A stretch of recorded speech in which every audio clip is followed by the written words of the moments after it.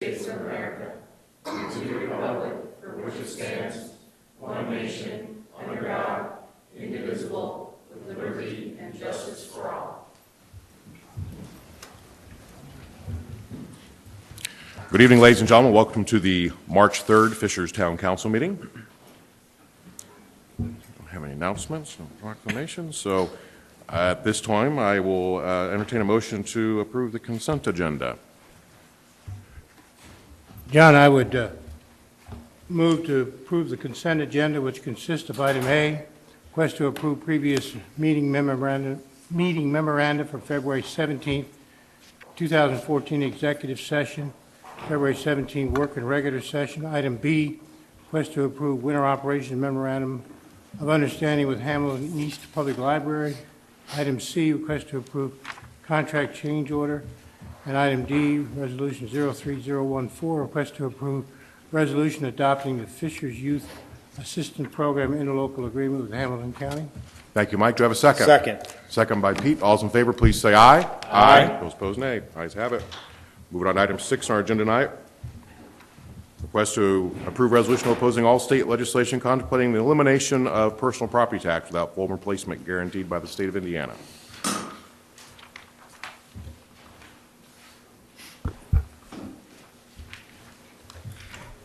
For the record, Scott Fatness, Town Manager.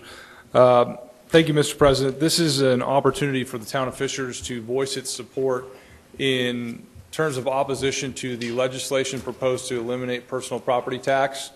For those of you that are not familiar with this, you are taxed on your real property and your personal property on a commercial side of things. So in terms of equipment and things of that nature that are in your facility, there's a property tax associated with that. The governor, along with some of the state legislators, have pushed to eliminate this personal property tax. Councilman Colby brought this to our attention that our Indiana Association of Cities and Towns is coordinating an effort to wage an opposition to this and bring clarity to, I think, all of our communities in terms of our position on this. So the resolution before you tonight is merely stating our opposition to the current legislation for the elimination of personal property tax. What that would mean, I think it's important for people to understand. Currently, our assessed value, roughly 4.68% of it, is made up of by personal property tax. If that is eliminated, that revenue would have to come up from somewhere. So chances are tax rates would increase, which would mean an unfair burden on residents. Or we would eliminate that money and we would, again, be limited with our resources in order to provide the core services that we've all become accustomed to. So a couple significant consequences if it were to pass. So Councilmember Coley, I don't know if you want to add anything. The only thing I want to add is that the bill has been considered in the House, has passed committee and passed the House, and the Senate bill has also been considered. There are different bills, and so this will more than likely go to a joint committee for resolution. The Senate bill is a little more tolerable in the sense that the governor has promised that there'd be state money would be available to replace any money that would be lost by personal property tax. And I would just say that check's in the mail. Yeah, exactly. Any other questions for Scott or Mike? Mike, thank you for bringing this forward for us. So then I guess I will move. Just a quick question. How many other communities have sent the letter? Several. I don't have an exact count, but I know there's been a very unified front. Do we know, Mike, you and I talked about that. Yeah, I believe pretty much most of the jurisdictions in Hamilton County have. I know the commissioners have. I believe Westfield have. I believe Noblesville has. And there was a meeting, an IAC conference that was held about 2 or 3 weeks ago, and there was a tremendous support for around the state from mayors who came and spoke in favor of opposing this particular property tax. Right, you and I were at that meeting, and I'm fully doing it. I just wondered, if we send the letter all together, that would. Well, I think the goal here, at least the intent from staff, and please direct me otherwise, would that if you guys were to vote on this, we would have John send a cover letter along with the signed resolution from all of you to all of our legislators. And if there was any follow-up contact, we would point them in the direction of John. Yeah, we get together with the Central Indiana Regional Council of elected officials, mayors, council presidents gets together on a monthly basis, and a vast majority of them are moving, either have passed or going to pass this similar resolution. So have a lot of support here. I'm thinking maybe we should look at our HSC schools and ask them to write a letter and how that would possibly impact them as well, just like what we did with their school funding in particular recently.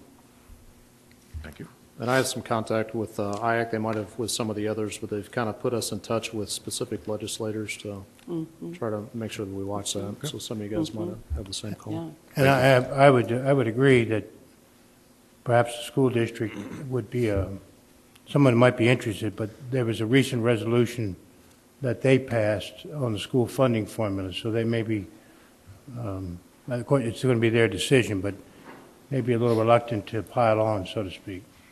Yeah, let's see.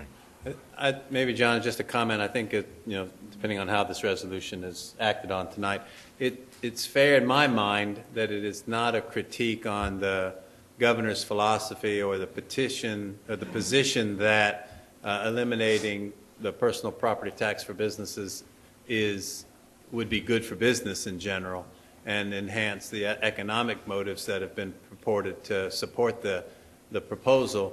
But really this is a critique not on that, but on the fact that so many local municipal governments and county governments rely on this funding currently. So in essence, it's not a zero-sum game here. You're just eliminating funding without requisite, support. And I think that's the resolution articulates that well, but I want to make sure that we had a chance to reinforce that. Well, and I think the jury's out on that, Stuart, because there is some question as to how much impact this particular tax has on businesses coming in the area. And I do know it is an economic development tool that can be used locally to help swing a deal. So, and I think that the thrust of I guess my point, Mike, explicitly was that I can find a lot of merit in eliminating or reducing the personal property tax for business development. That's my point. I'm not saying by saying this we're casting that into doubt. I would say that there's probably a lot of economic merit in that analysis. The issue is what's the ramifications of it. It looks to me like it'd be an appropriate bill to go for a summer study. What were the numbers again? Have we had financials on how that would impact Fishers specifically? It's a 4.68% reduction in your overall assessed value, so you can anticipate roughly a 4.68% increase in property taxes, although some people are capped, so it would depend on each individual home what that would mean to you. And that's sort of a moving target as well, because it depends upon what version gets passed, how much equipment would be considered in elimination for property tax purposes, and/or whether or not the Co-ed Council, would approve it. Some counties could keep it in, some could take it out. I think Mike brings up a good point. There's probably 50 different financial analysis on this, depending upon what language you're looking at. There was talk about if you had a small business that had $25,000 or less personal property, they talked about that option. So there's a lot of them out there, but nonetheless, none of them will help the personal resident in terms of property tax burden. So, Thank you. Do you have a motion? I would move to approve Resolution 03014A. Second. Motion by Mike, second by Renee. All those in favor, please say aye. Aye. Opposed, nay. Ayes have it. Thank you. Moving on to item 7, request to approve a resolution of the Fishers Town Council approving a memorandum of understanding with the Central Indiana Regional Transportation Authority to provide funding for the Fishers Express bus service. Hi, Tim. Good evening, Council. My name is Tim Gropp, Assistant Director of Economic Development for the Town of Fishers. I'm here tonight on behalf of a request from CERTA regarding the Fishers Express bus, which helps transport commuters from Fishers to the downtown area and back and forth.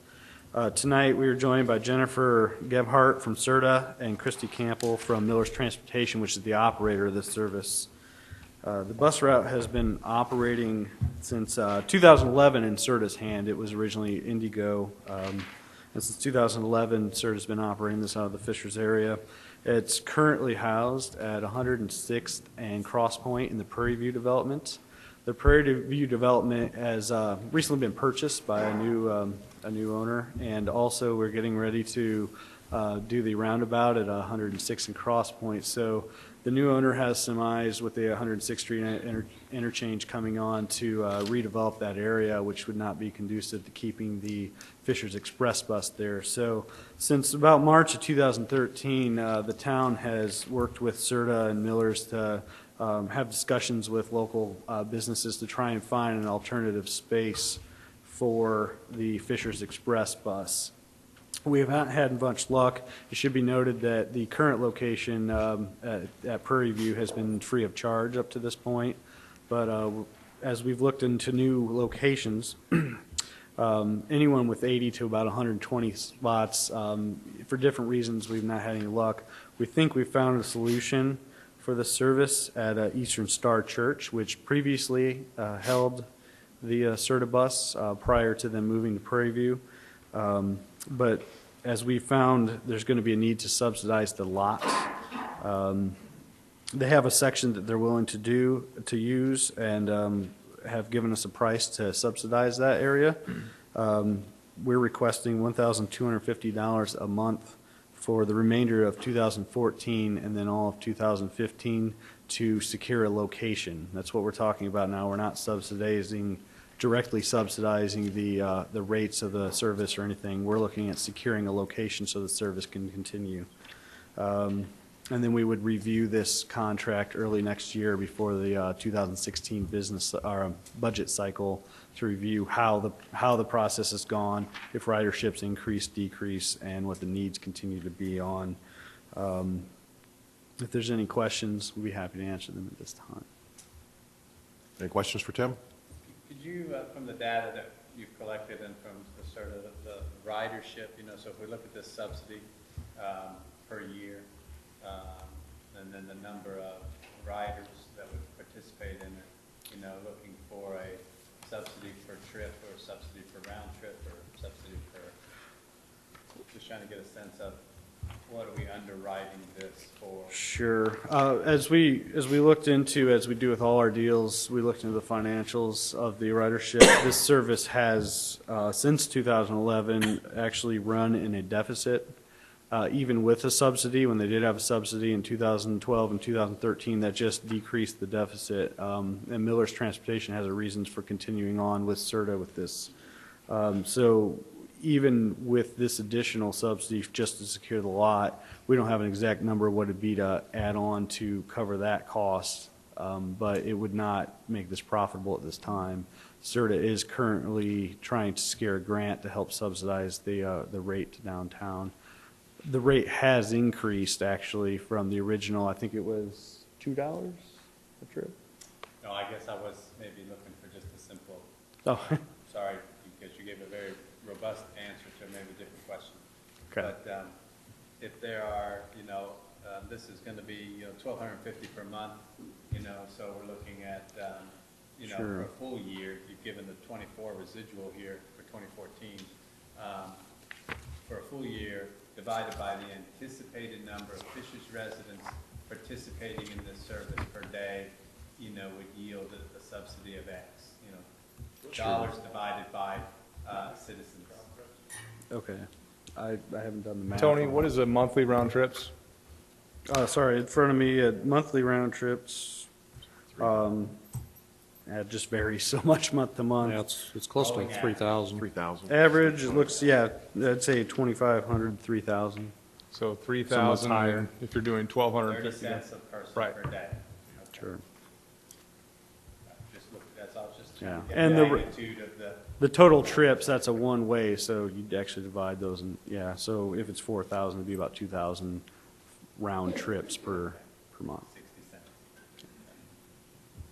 Just wanted to get a magnitude. Understood. Any other questions for Tim? I just have a question. We don't know where this is going to come from, and that's okay with me. I just want to know after we find it, where it comes from for purposes. Absolutely, I'll work with Scott Fadness to determine for 2014, then we'll make sure it gets into the budget for the 2015 cycle.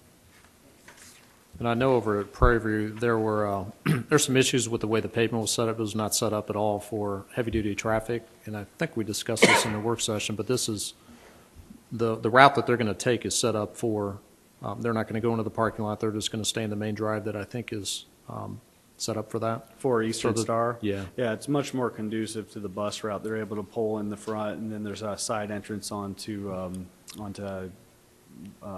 Yeah, I think it's just the main drives around if they go, that's heavy-duty pavement, and I think that'll be set up for that. Correct. And we won't Yeah, have the issues. Prairie View development actually didn't have a final code on it because it hadn't been developed yet. So Right. there's been definite wear and tear on that lot due to that. Well, now what they do, a lot of the buses will wait in Cross Point to move across the street over to that, so this will be a much better location for that particular service. So just a tagline on to Renee's question, I'm pretty sure, Scott, that's going to come out of the general fund if it doesn't come out of any place, and out of reserves, correct? That's correct. And the town does have reserves? Yes. How much of the reserves we have? We have about $16 million. Thank you. I think we can afford that.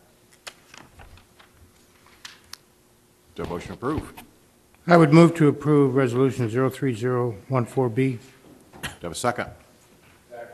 Motion by Mike, second by Pete. All's in favor, please say aye. Aye. Opposed, same sign. Thank you. Thank you. You could have a quarterly report on ridership, would be good. Yeah, I attend the CERTA board meetings, and that these statistics are provided every month, and so I'll make sure that it comes to Scott. Just before we move on to item 8, just to let you know that item 16, a request for an exemption of the UDO facade articulation, that is being pulled from the agenda for this evening, so that will be pulled. Moving on to item 8, request to approve an amendment to the 141st Street and Promise Road PUD.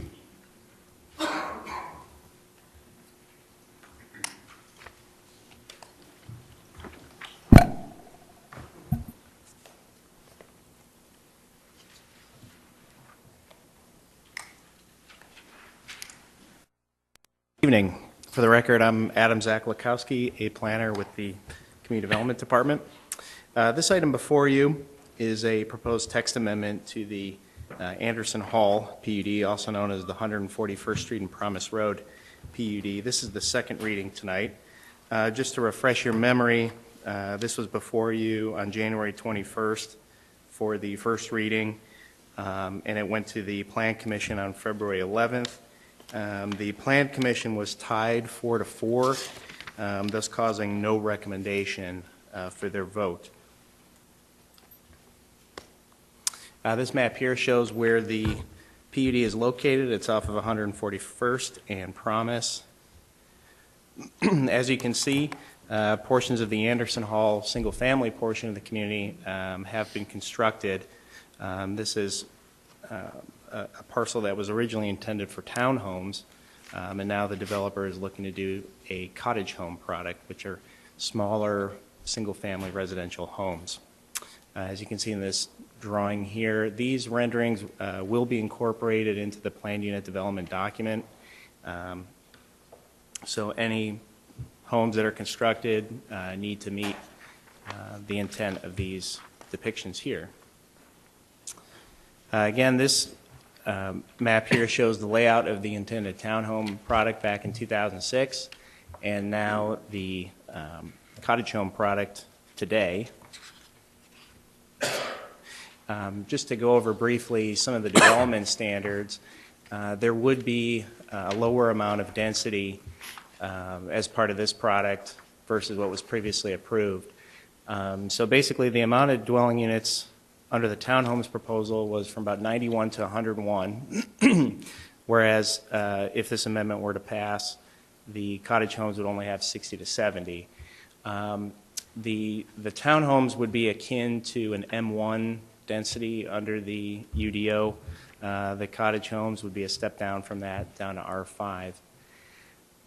Again, you can see the various lot dimensions. Lots, of course, get a little bit bigger as part of this concept. There is a breakdown in the staff report that explains what the comments were at the Plan Commission. So hopefully that should satisfy those questions. But if you have any questions or comments, I'd be more than happy to answer them. Thank you. What were some of the concerns from the Plan Commission's 4-4? Was something about how homes were laid out? Kind of share that with us, please.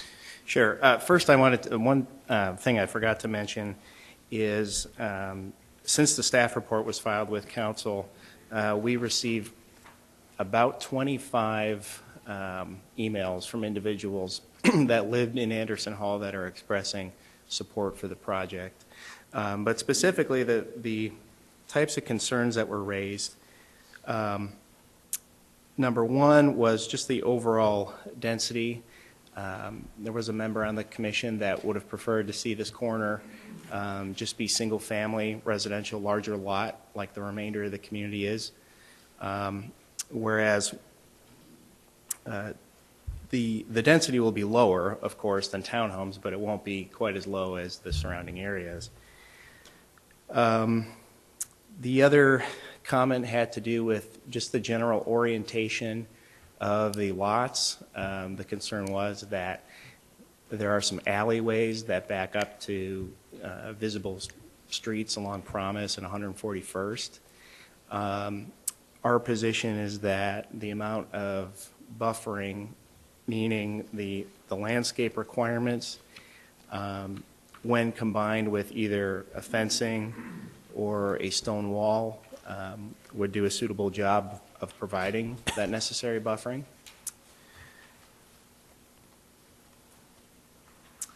And then lastly, there was concern that was raised about, again, because of the proximity to Promise and 141st, that the architecture of these homes be upgraded. So you'll note on this version of the plan versus what you saw at first reading, there are these asterisks that identify lots that would need upgraded architectural standards. Things such as increased amount of stone or brick, shutters on all sides of the homes, things of that nature. There are a variety of different items that the home builder can choose from once we get to that point. But again, we feel that adequately addresses those concerns. So if I'm right, the garages are actually facing Promise Road and 141st, is that correct? That's correct. But there's going to be buffering around there, landscaping, fencing that's going to kind of protect that? That's correct. So, okay, thank you. There was a drainage question too. I remember seeing a comment about a gentleman who's concerned. He's got some.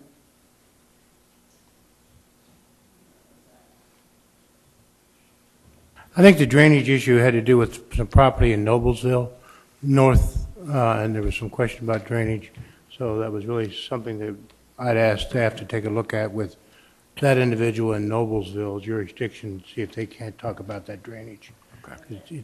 It's actually affecting the property that we're talking about tonight in terms of the drainage. It's kind of the opposite issue. Thanks, Mike. Correct. And the layout, if I remember right, at the southeast corner of 116th and Brooks School, I think it's kind of the other side of Sandstone, and I believe that those have a rear entry. I'm just trying to think there if you want to drive by and see what that looks like, if I remember right. Buffering's good there, I'm okay.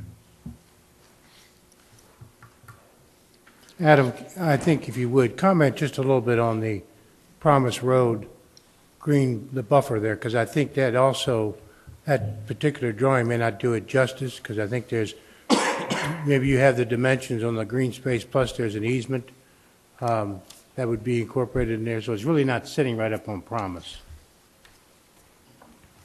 That's correct. One of the elements that the land use attorney and developer added into this document, it depicts cross-sections of the dimensions of what we're talking about from the edges of the homes out to the right-of-way.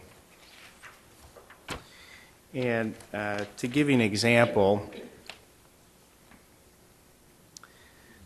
along Promise, from the rear of the edge of the homes, which would be, in this case, the garage, out to the center line of the roadway. Oh, sure, that's a good idea. We're looking at about 180 feet.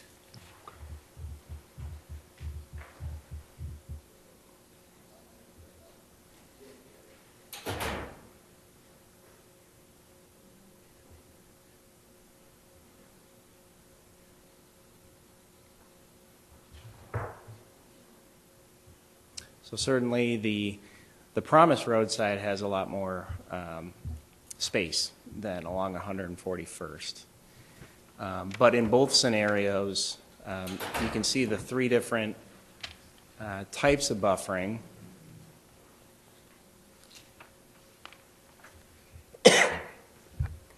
There's a berm and landscaping, or they could choose a retaining wall and landscaping or a fence and landscaping.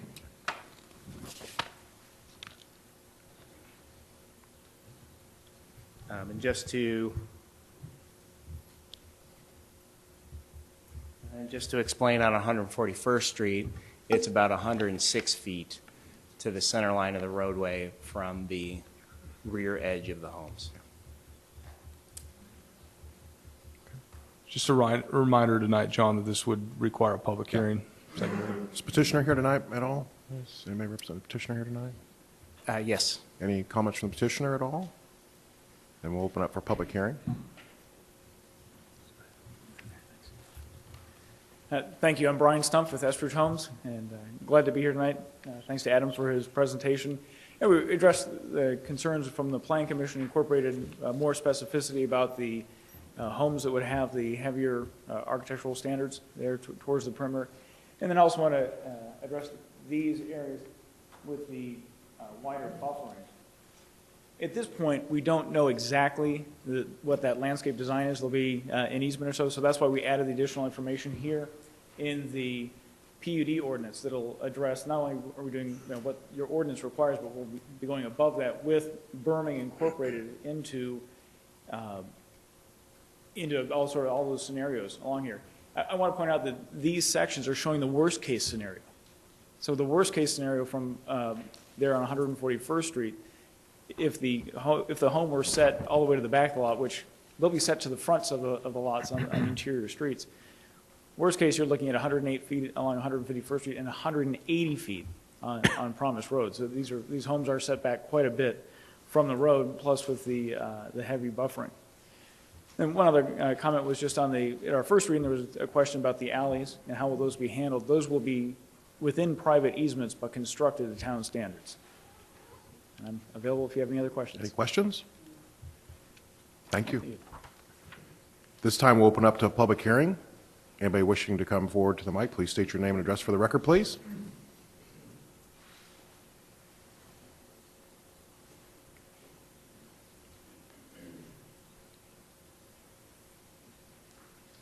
Hi there. My name is Joe Dunn. I'm a resident of Anderson Hall. And we would just like to say that there's many of us here in the crowd tonight that are supportive of this move. We've had, over the last 4 or 5 years, dealing with the situation in Anderson Hall. Many of us have been very anxious to see how this was going to play out, and we feel like we've got good positive momentum right now. What we've heard so far from the developer and the builder are very positive. This change to the proposed cottage homes versus more of a, those multi-family units, we feel like it really fits in what we bought into and what our families have invested in. And many of us are still there from, the original builders, and we'd like to see this, what we bought into 5-6 years ago, materialize. We feel like we're right on the fringe of this, so please consider that. Thank you, Joe.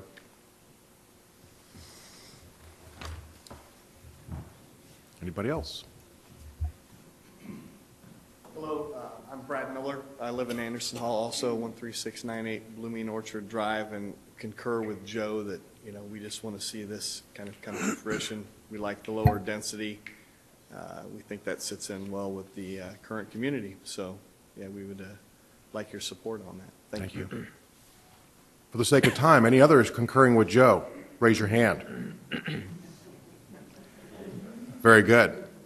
But you still want to have If your you, name. yeah, if you want to come up here and talk, you're welcome to. Just trying to get a little lay of the land here.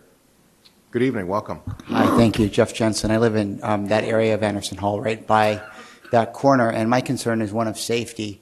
There's a lot of cyclists and runners that are on that 145th and Promise coming in and out of the neighborhood as well. I have 4 children, and it's not too far from Fishers High School, so it's already pretty congested in the morning and the evening. And the way, minimizing the amount of traffic coming in and out of that is really going to be a great thing for safety. Thank you. Thank you. Anybody else? This time we'll close the public hearing. Any comments from the council? The only thing I'd say is on 141st Street and Promise Road, and then obviously we have the Plant a Tree, Grant a Tree program, because many times when you drive up and down a road and if you can see the backyard versus if you have a nice tree line, it has a nice effect, which I think what some of the comments are. But I kind of point to the fact that you can have a berm, and you can have a berm of this high or this high, but if you have a lot of plantings on it, I think it gives a better look. So, and I haven't looked at exactly, the tree count, and maybe we just look at, can you bump up the tree count? Could you do more evergreens versus deciduous? Things like that, so that along both of those street corridors, there's just more cover. I don't know if that's something that they could offer, but I think at some point, I think the buffer, the berm, is less of an impediment as just having a nice tree cover. And if you have that, I think from day one, you're going to have a better look and screen. I think both sides of the project, they would like that. Any other questions, comments? Do I have a motion to have second reading? Second reading. Do I have a second? I have a motion by Stuart, second by Pete. Thank you very much. We'll be back March 17th for third reading. Moving on to item 9 on the agenda, request to approve an ordinance revising section 35.3 fee schedule of the town's code of ordinances. First, second, and third reading. Good evening, Nathan George, Deputy Town Manager. Before you, Council, is a revision request of the fee ordinance for two minor changes. The first change is regarding it's administratively for the engineering department, which is simply to add some wording to direct the residents to the correct place when they come in for permits. The second portion is regarding what is currently called the change of use or occupant permit. In this case, it would eliminate the point of occupant. So if the use changes for a building, if it goes from, say, an attorney's office to commercial or something, then you still have to get a permit. But if the use stays the same, it's just an occupant change, then they would no longer be required to have a permit. So, for example, if an office is being used for an attorney's office, another attorney comes in and uses the office for the same reason, the same type of use, and they would not have to have a permit for that. Currently, in 2013, we had 25 permits for change of use, which was a total of $2,500 in fees. So it's a reduction to make it easier for residents and also easier on staff. That's the only request. Any questions for Nathan? So this is something where if you're a business, you go to a business, there's no TI, there's no tenant improvement, no change at all? That's correct. We actually have them come in for that? Yes, it's a use. It's actually a permit to a change of use. I'm sorry, a change of occupant. Got it. Okay. Currently it's use or occupant, and the proposal is just to have a change of use. Okay. So the occupants wouldn't need to get a permit for that. Okay. So. David, I'd follow up on that just to add a little bit of color. I'm over here in the corner. Used to being over there. It very much is a change related to economic development. Folks who are in the situation that you described, exact same use moving in, are wondering why they're having to come to town hall and pay a permit fee. And we are one of the only communities in the area that charges that fee. It is sometimes valuable information if there's a different kind of use, particularly and almost exclusively with respect to the fire department. And so we're working with the fire department to make sure that those uses change enough that they need to know about, that we make sure that happens. But we still didn't think it needed to be a community development permit type thing. So we would recommend approval. And I would just like to add that kudos to the staff for their diligence and coming across this thing and making things easier for the citizen. It was Mark Faisal, our building commissioner. We'll thank him. We need to also have a public hearing regarding this as well. We technically do not need to have a public hearing.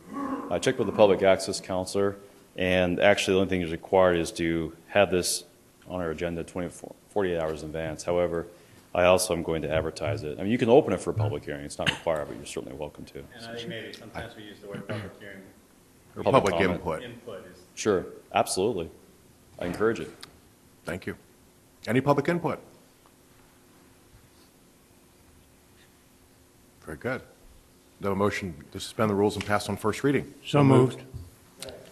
Motion by David, second by Mike. All those in favor, please say aye. Aye. Opposed, nay. Ayes have it. Thank you. John, if we could, on the next three items. Yes. If the council would entertain this. Items 10, 11, and 12 are all linked together relative to the same purpose.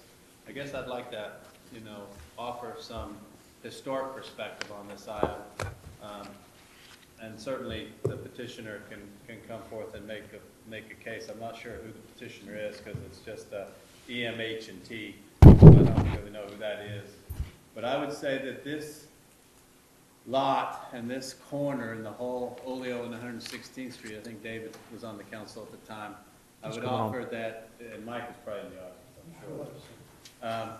This development went through many, many months, if not over close to 2 years, of public input, discourse, refinement, alignment, approval, and then even after that, through redevelopment of lots, or not redevelopment, but development of lots, many times there's been other approaches to this whole quadrant area.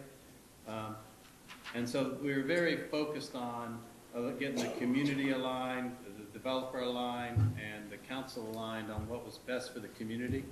This petition really kind of goes against almost every tenet that was aligned to at that time. Relative to neighborhood development and the spirit of what was aligned to. So, of course, as we've noted, everyone can avail themselves of proper due process, and this is due process. And I would say the petitioner, if they're in the room, can come up and make their case.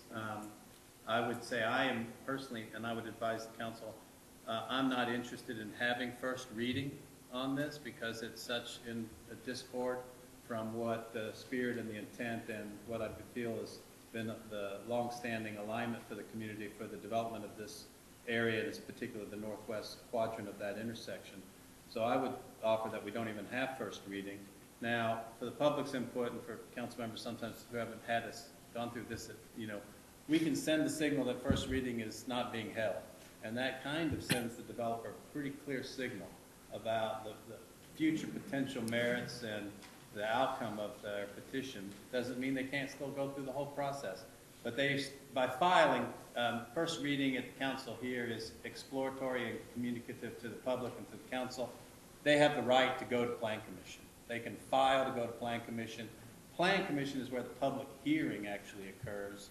And then we usually come back and have public input at second reading as council's historical privilege and approach has been for the community. But there's so many issues related to this that I find little merit in proceeding.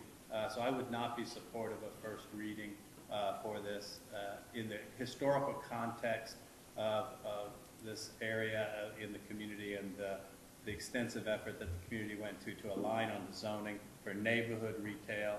The size of the stores, in particular the Kroger store, had extensive work on debating for square footage size and elements of that nature. So that's my historical treatise. Thank you, Stuart. Is petitioner here tonight?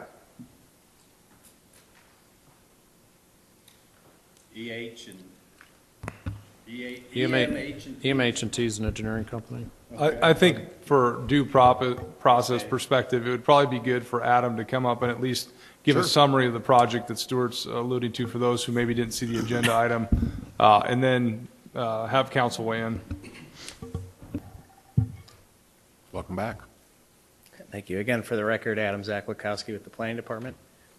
And I would offer to the staff's benefit, we've got outstanding staff, and this item is a historical item that may not be as replete in the files of the public input and the process that we went through. And I think we've had almost 90% new faces in the development department since when this last crossed the desk. But as I mentioned before, any petitioner can still avail themselves of the proper process, and staff would adjudicate it or recommend or review it appropriately. Sure. Thank you. In terms of the facts of this case, again, it's at the northwest corner of 116th Street and Oleo Road. As of today, there is a Kroger store on the property. It's about 65,000 square feet. What the Kroger company would like to do is to build a brand new store behind it about 120,000 square feet, and that would involve demolishing the existing building. In order to accomplish this, there are many planning and zoning aspects to this particular application. One of the aspects is that they would need to annex the property on which a portion of the store would sit. There are two parcels. They total about 6.8 acres. Of course, as you can see, it's contiguous to the current town limits. If we were to go forward with the annexation, it would also need to include the adjacent right-of-way on 118th Street per state law. The next item they would have to do would be to rezone. The land in question is currently R2. Off to the west is a tree farm. To the south, there's some rural or estate-type lots. Of course, to the east is the main shopping center. And then up to the north are some single-family residential homes in Russell subdivision, as it's called. Is the tree farm, isn't that the property you're talking about? No, it's west of that, Mike. To the west, Mike. Yeah.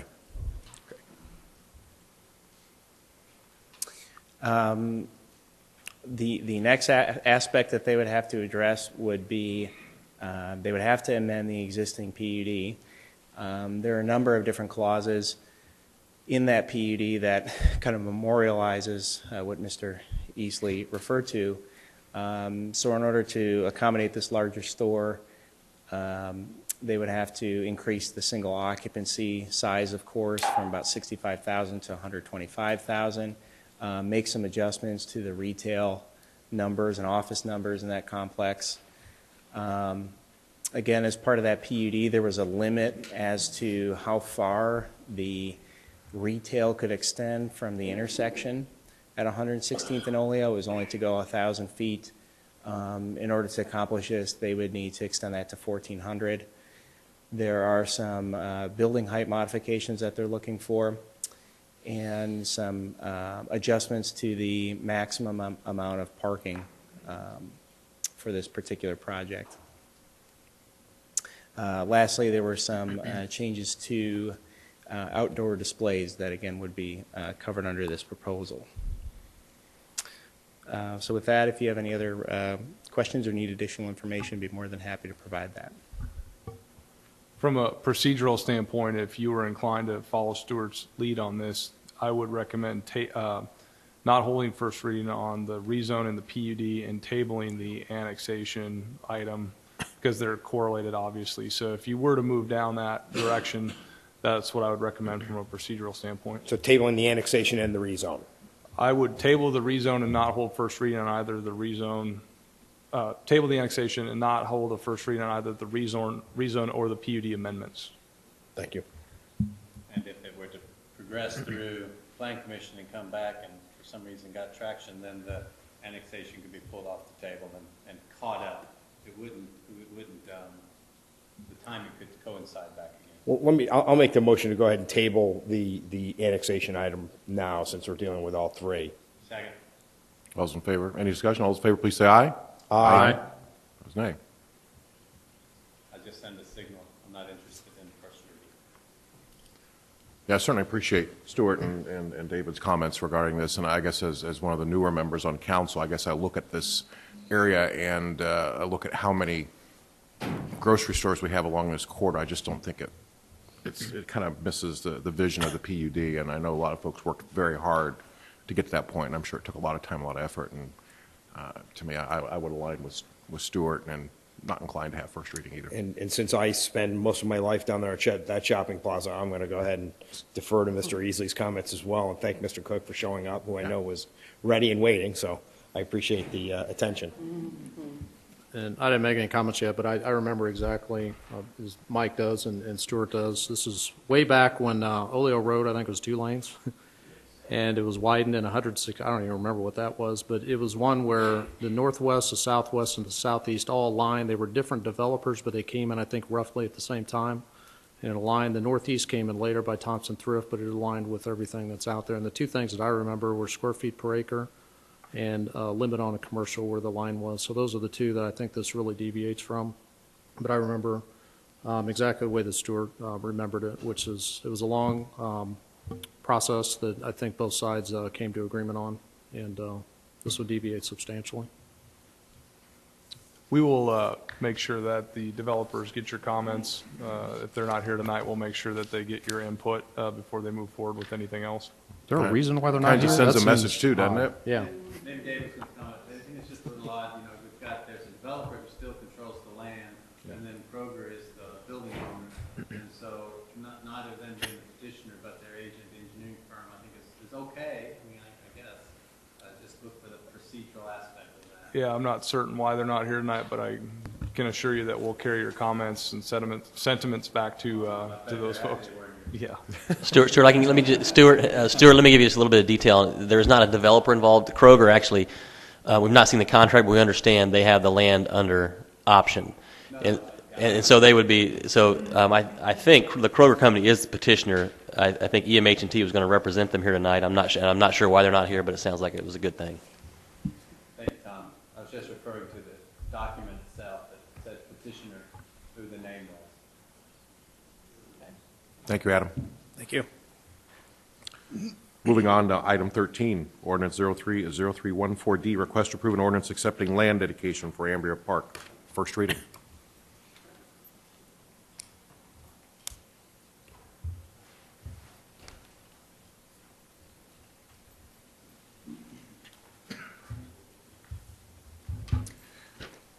Good evening, Council. For the record, my name is Tony Elliott with the Parks and Recreation Department.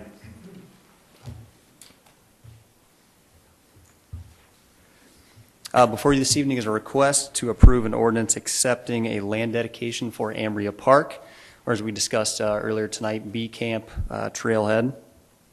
Parks and Recreation staff have been working with MI Homes of Indiana at this subdivision for a number of months, and if you recall, in October 21st, the Town Council approved a park impact fee agreement with MI Homes for the Pocket Park.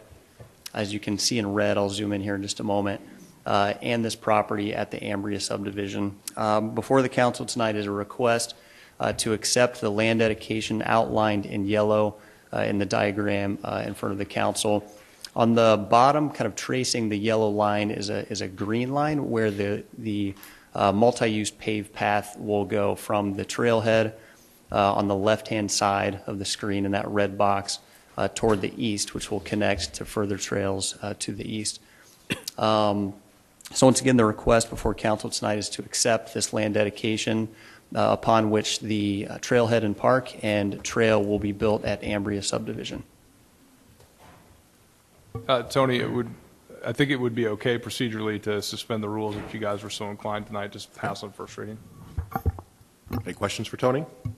The only question I had, and Tony, we talked about two different options, I think way back in the work session, but did we pick the option where you're coming from the parking lot? Because there are those 2 or 3 houses there. We were going to have one option where the trail is pretty close or the trail was a little bit lower. You get down towards the creek and you kind of run up by the creek bed.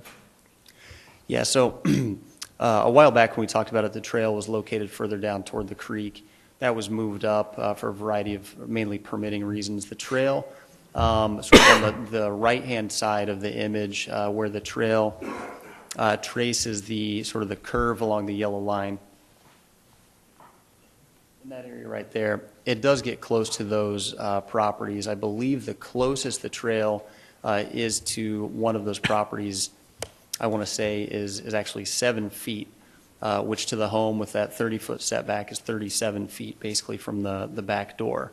So the trail does get close to those homes, but it does keep it away from the creek from any damage or permitting issues. Okay, questions?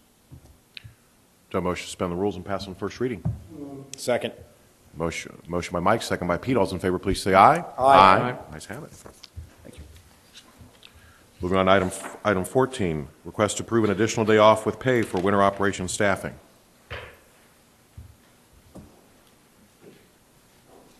Good evening. For the record, Eric Pestle, Director of Public Works. As a result of record snowfalls this winter, full-time staff who participate in the town's winter operations have routinely been forced to make personal sacrifices. been forced to be away from their families during the holidays. They've missed the town's staff luncheon that was rescheduled a second time because of inclement weather, and they missed the second scheduling. Forced to endure several back-to-back consecutive 12-hour shifts, pushing 2 weeks in mid-January. As a small token of the community's appreciation, I'm asking council to acknowledge their efforts with 1 day of administration pay in addition to their PTO. If approved, this would be, like I said, administrative leave. Would not affect their PTO balance, so at the end of the year, if there was a cash-out option, that would not be affected. We would force them to use this time. Some numbers to back up the record winter numbers here. On average, our department uses 4,800 to 5,000 tons of salt. Year to date, not in this week, past weekend excluded, we're at 7,300 tons of salt. And had we been able to acquire more, I can assure you that number would be higher. In the absence of additional salt, we've been using fill sand to supplement our salt reserves and stretch it as long as we can, and we're up to 1,000 tons of sand in that regard. We're up to 7,900 gallons of liquid brine applied to the pavement, up from 6,000 gallons last year. And I think the most taxing number here on all of us is the number of miles the fleet has incurred this year. We have 57 vehicles that plow, and not including this past weekend, those 57 vehicles have amassed 153,000 miles, 820. Broken down, that's just a couple miles shy of 2,700 miles per vehicle for this year. So that was my remarks. I entertain any questions. You had them at the beginning, but thank you for the profile. I think we can all take great pride in people in the community can with just the nature of the roads in the town of Fishers. All you have to do is drive in the town and drive out of the jurisdiction, and every storm you see a marked difference in the kind of job that the staff does in making the roads passable, safe, and greater sense of ease when you're traveling in these winter roads. So make a motion to support the proposal. Just a quick comment quickly for Eric and his department, who've done just a spectacular job. On any given week, we council will get emails from residents that either know us or they're directing it to everybody. It has been without exception that they've commented about the snow removal this year. And they may write down a laundry list of things that we're doing wrong, okay, which happens a lot in communities, and we're used to dealing with those things. Never has anybody said they weren't thrilled to death with the snow removal that we've had this year, comparatively speaking. So my hats are off to you and your staff, Eric. Thank you. And I would just add, it might be a good time now to introduce the new fleet director.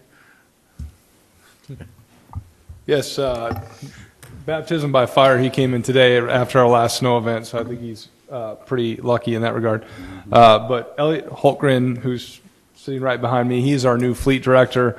Naval Academy graduate, spent some time in the service, and then was working most recently at Amazon for logistics. And his group also, they're in the fight just as much as Eric's guys are on a 12-hour shift trying to patch together our trucks. They look like wounded soldiers as they come in, but they get them back on their feet. So, this is a whole team effort, and Eric and his staff just doing extraordinary work along with the fleet. So good point, Mike. Yeah. Welcome. We'll have a motion by Stuart, a second by Renee. All those in favor, please say aye. Aye. Opposed? Outstanding job, Eric, and your team. Tell them great job. I'll clap for this one.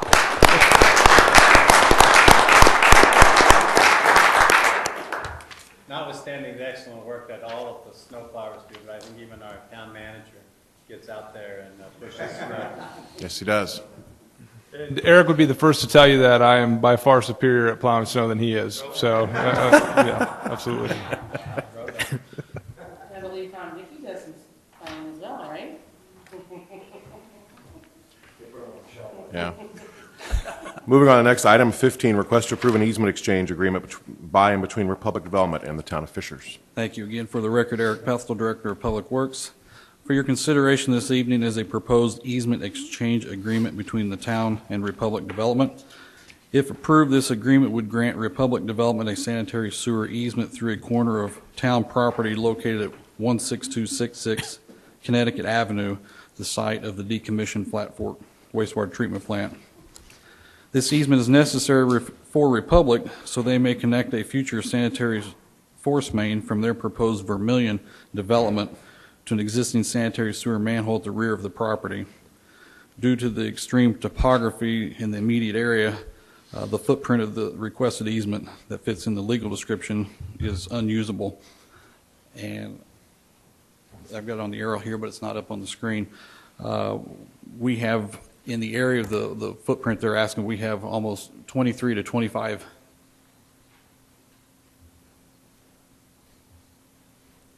in this area right here, which is what they're asking for. We've got 23 to 25 feet of elevation change, and right around the corner here, we go down to 35 and 38 feet of different elevation change. So we're never going to do anything with that area back there.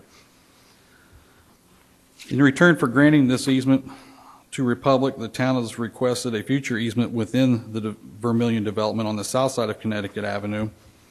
Exact easement location is to be determined after final design.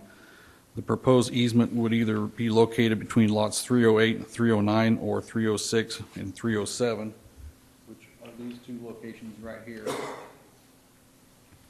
Due to the design criteria and the low flows from our property, we can't use that sanitary manhole at the rear of the property. That's an 8-inch high-pressure force main, and our flows just would not work in that area. But if we can get across Connecticut Avenue, tie into a gravity system across the street, then we can flow gravity into their lift station, and we'd be good to go. We could supply sanitary sewer service to that property out there, where, as of now, we don't have any at all. Staff would request approval of the easement exchange agreement and authorize town manager to execute the documents once available. Okay. Any questions for Eric before we open up for public input? Any questions?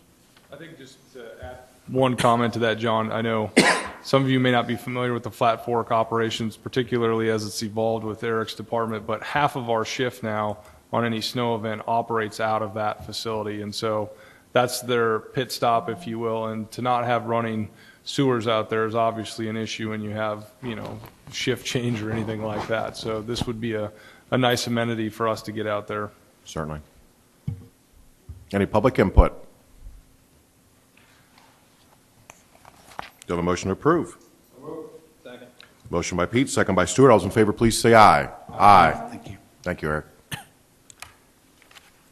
see, item 16 has been pulled, and under unfinished and new business, we do have one item. Request to approve ordinance authorizing the issuance of Indiana taxable economic development revenue bonds. Shelby and Elise, welcome. Hello, Annalise Williams Maybe with... make a motion to add it to the agenda. Do I have a motion? Motion by Pete, second by Mike. All those in favor, please say aye. Aye. Okay. Annalise Williams with Barnes & Thornburg. Good to see you all again. Before you, you have an ordinance approving the economic development revenue bonds with respect to the Meyer-Najm project, which you approved at your meeting in December. I think December 2nd was the meeting. The Economic Development Commission held a public hearing earlier tonight and adopted their resolution and report with respect to the project. I did want to make one correction to their report. We had incorrectly stated the total project cost. The Economic Development Commission did correct that to be $7 million total project cost, $1.4 million, which is the town's responsibility. That's not changed from the project agreement that you approved. It was just a correction to the documents they had. The ordinance tonight approves the bonds, the long-term financing, and also approves short-term bond anticipation notes for the project. The bonds themselves have parameters not to exceed $2.1 million with a term not to exceed 25 years and a maximum interest rate of 7%. The bands, if they are issued, would be for a term not to exceed 5 total years. Most likely they would be a 1 or a 2-year ban. And that interest rate is not to exceed 6%. The ordinance also approves the forms of the trust indenture and loan agreement, which are the documents that memorialize the bonds, and you should have copies of all of those in your materials. Thank you. Any questions? Quickly, if you can, on the council action form, it shows interest rate not to exceed Yeah, that's a typo. With respect to the bonds, it's 7%. With respect to the bands, it is 6%. We wanted to include just an extra percent on the long-term bonds in case the interest rates do climb. One thing on the bands, if we do end up issuing bands, they would be callable at any time, so that if those interest rates do start to creep up, we have the ability to call the bands and issue the permanent financing.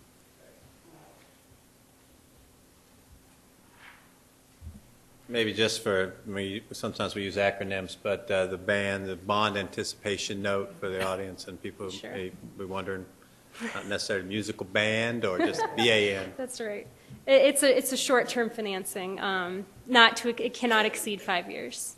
Interest only? It would be payable from the long-term bonds. Okay.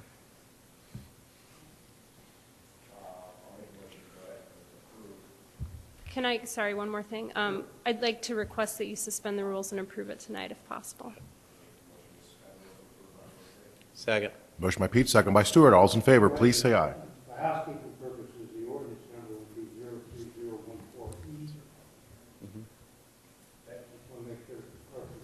03014E. Annalise, is there a public hearing involved in this? There's not. The Economic Development Commission is the body that holds the public hearing. They held it earlier tonight and received no public comment. So the rest of them, we have a motion by Pete, second by Stewart. All's in favor, please say aye. Aye. Opposed, nay. Ayes have it. Thank you. Any other unfinished or new business? Any claims that need to be polled? Do a motion adjourn with the trustee invoice payments and accounts payable register. Motion by Second. Pete, second by Stewart. All those in favor, please say aye. Aye. We're adjourned.